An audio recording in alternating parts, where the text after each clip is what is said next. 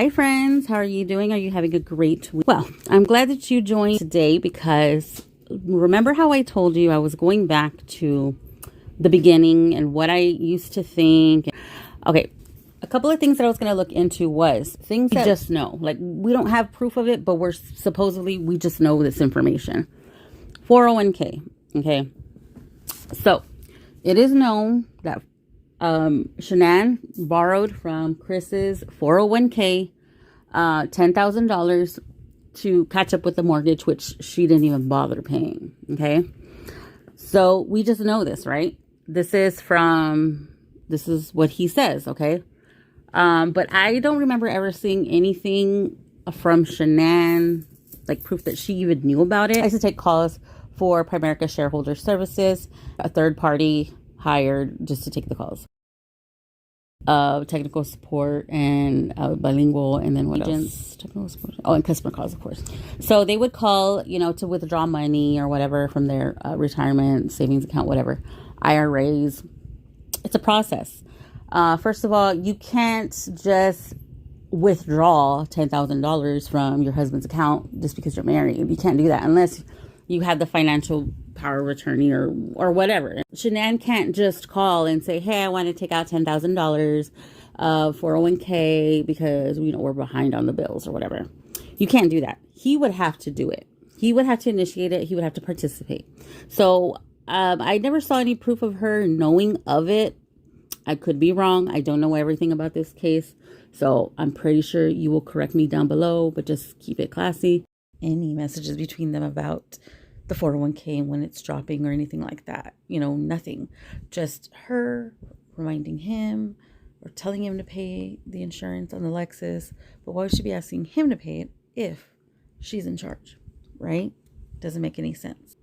In my opinion, they were both spenders, so I think they were both equally responsible for whatever they had going on, the both of them, not just one-sided, So obviously, I don't know if I believe Chris Watts. I don't know if I believe that Shanann was in charge of the finances. He says it, but he's lied many times before to, for his benefit. So I would take that with a grain of salt. Maybe she did know, maybe she didn't know. I don't know. I call bullshit. I don't think she was in charge. It did look like she was in charge of the relationship. She was like the one that wore the pants in the family. Maybe she was in public, but behind closed doors, you don't know how it is back there. Okay. So then the other thing, now his story is, it was to catch up on the bills. The mortgage was 3 months behind, right? Okay. So let's say, because I believe, or I did read it, that he made these comments. This was in August when he was being interviewed or whatever about their financial problems. He said it was 5 months back. If I count 5 months back, that is February. In February, they were not behind on their mortgage. So how can she be getting money out for a mortgage that's not even behind? Like, I think, that doesn't make sense because they didn't stop paying it till May. May, June, July wasn't paid for mortgage, okay? So how can she borrow money, by herself, disguises Chris Watts, and, for a mortgage that isn't even late yet? You know what I mean? Okay, there's that. The other thing I have is the only other person that really talked about it was NK. Okay. Now, me just thinking out loud, reaching for the stars like I always do. Because, a lot of y'all say I reach a bit, with my findings. Maybe I do, but that's okay. I'm reaching for the stars. Okay. So NK brought it up during her little interview, her job interview that she had to join the force. And take this whole, let's just leave out the whole he killed his family or whatever. Just NK as a person. Just look at her as a person, as your daughter or your son or your sister, somebody you're very close with, and you know the way they answer questions. Okay. And I know when people over explain, that usually means they're trying to cover something up. Okay. If they say too much, to me, that's just like a red flag, as you know. So I'm just going to read a little something. Okay. NK.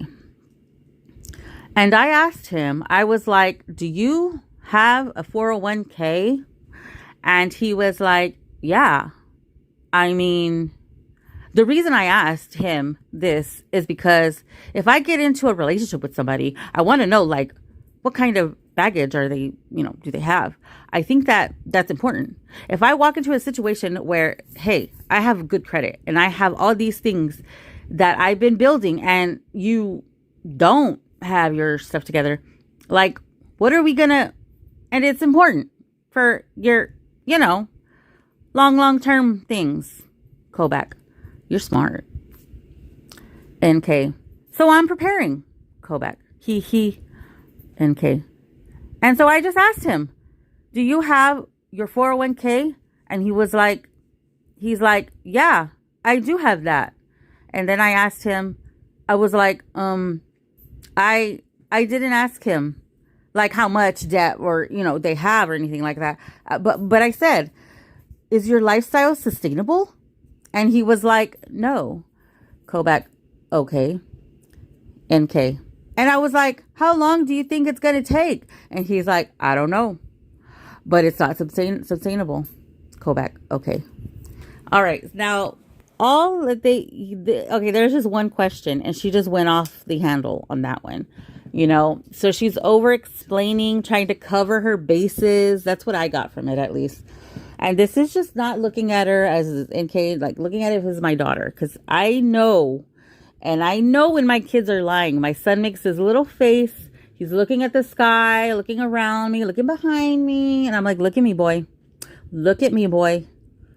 And he's like, I can't look at you, Mom, because I'm lying right now. He gives me that face. My daughter explains the whole Webster's dictionary before giving me an answer. So just by that, my own experiences, this is how I gather she's lying about that. Because if she knew about it, why is she trying to cover why she knew about it? And also, if they didn't meet until June, why are you talking about February's finances with her? Why are you bringing up February if you just met her later on? You know what I mean? In June, the end of June, okay? Why would you be bringing up that in a new relationship? You're trying to impress this woman for some reason, but why would you bring up red flags, finances? We're borrowing from our 401 against our 401k, which as you know is going to be penalized. Like, why? So that never made sense to me. So that, and when you watch the Unmasked, wonderful series, which I highly recommend if you haven't seen it. What rock are you living under? Number one. There's a lot of good information in there. There's always a gray area with March, April. Did they meet? Did they not meet? How long were they together? I myself believe that they were together longer than the time that they say. My opinion, my conspiracy, allegedly, don't quote me on this. This is me just reaching for the stars. I think that apartment was Chris's apartment. But let me explain. Okay, so in her interview about her place, her oasis, her spot, that I feel that, I don't know, like, I just get those vibes, okay? When she's, he just suspiciously, like, his family just disappeared. And when she says, go find your family, and then, she wasn't scared for her life. No, she tells him, like, oh, just when you finish with this situation or when you find your family, call me or text me or whatever. She doesn't say this. I always thought it sounded like she says, you can come home, like come back home to the apartment. So I think they were living there together. She doesn't say that, but for some reason, from the beginning, I've always thought in that conversation that she was giving with the authorities, I could have swore she said, go, figure your situation out, that situation out. And then, she says, you call me. But I thought she always said, come home. right? So I don't know if that's why I always thought, that was his house. Because we never once saw a lease for her.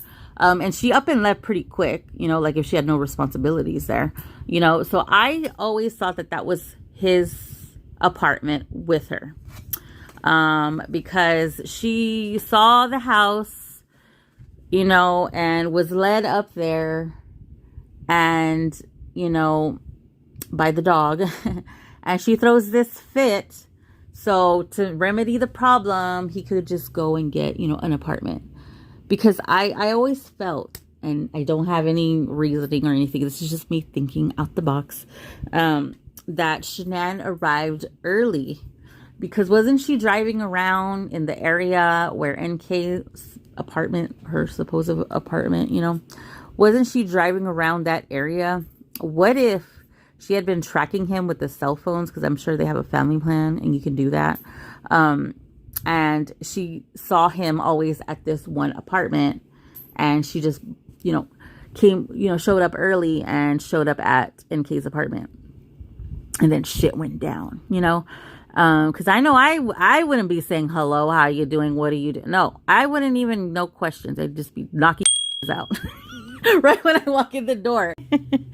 I wouldn't be like, hey, hello, what are you doing, Christopher? What are you doing here? No, I'd be straight knocking.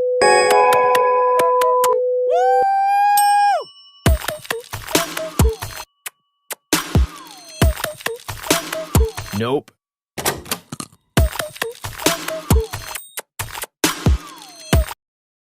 Why bring it up? Why is it important? Why is it relevant to the case? Who cares? Okay, the reason I'm bringing it up is because, in my opinion, so I think these facts, or the truth of it, would tell you if he was premeditating this whole thing, if it was just a rage like he says, which I don't believe it was. I think it was all premeditated months in advance because of the moves they made that day were very technical, very precise. I still think part of that video is good from the driveway. So if you do watch what is real, it's very precise. Every move was for, a purpose. Every move had a purpose, and, things are disguised to look like something that they're not, There's a lot of that going on. So that tells me premeditation. Now, this is the reason they were having problems and, they fell out of love or whatever, is because of her excessive spending and, they're mounting bills. I mean, if you're going to plan this and you don't have mounting bills, then what are you going to do? Create mounting bills. Start doing stupid things with your money. Start withdrawing from your 401k just to create a reason why the family fell apart. To me, the premeditation of it all and the motive. If he's already living with her in her apartment and just waiting for, his family to be, to disappear, then that would be the motive right there. There would be no question why he did it, because he's already got an apartment with old girl over there. He's done, and I believe she had a 1-bedroom. So that would prove that he also didn't want his children here. So that part wasn't an accident either, because he says she did it. So he did it to her, so that would prove that he, in fact, didn't want his children. The only thing we know is what his friends are reading off of a script, which no two men will ever, they're never going to answer the exact same. Never, ever in a million years will two men have the same answer on the same question. Never. That'll never happen. And that happened in this case many times. All of his friends did the same shit. All of them. And then all of these videos of him being the doting father, I don't think that's a coincidence. It's all to create this narrative against Shanann. Now, Shanann's not my favorite person. I said this before, but she didn't deserve what happened to her. She didn't. The children, oh my God, the children did not deserve. It was all premeditated, and he wanted his family gone, and he wanted a little bit of change, a little bit of money from blowing up the house, because how else you get rid of your kids and your wife? Well, then what about the mounting bills in the house? Because you haven't paid it in 3 months. You've been paying your apartment for 3 months. What do? Blow it up, and now you don't have that problem. He gets his insurance payout. and the house explodes, right? No more house, no more bills. The family, I believe, was still in the house during the welfare check for this reason, so that they can sue Anadarko. Jim did not kill anybody. Jim was there to wire the house to explode, to make it look as if it was another house explosion that Anadarko is responsible for.